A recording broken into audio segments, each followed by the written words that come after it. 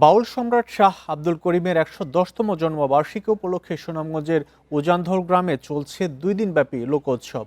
উৎসবের শুরুতে ২১শে পদকপ্রাপ্ত বাউল সম্রাটের জীবন দর্শন ও তার সৃষ্টি নিয়ে আলোচনা হয়। গানে গানে বাউল সম্রাটকে স্মরণ করছেন ভক্ত অনুরাগীরা।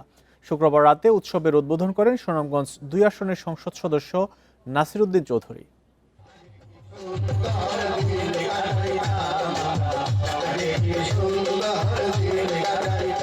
বাউল গানের সুরের মূর্ছনায় মুখর সুনামগঞ্জের দিরাই উপজেলার উজানধল গ্রাম।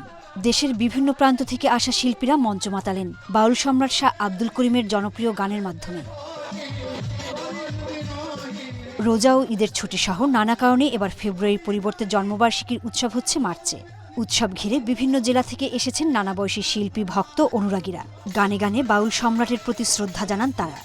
আব্দুল করিম সবসময় দেখার সঙ্গে মিলাইয়া আর মানুষের সঙ্গে মিল করে কথা বলছেন।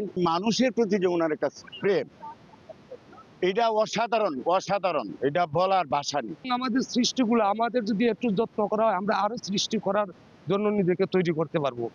সরকারি তত্ত্বাবধানে প্রতি বছর জন্ম ও মৃত্যু দিবস পালনের পাশাপাশি লোক উৎসবের আয়োজনে সহযোগিতা চেয়েছেন বাউল শাহ আব্দুল করিমের ছেলে।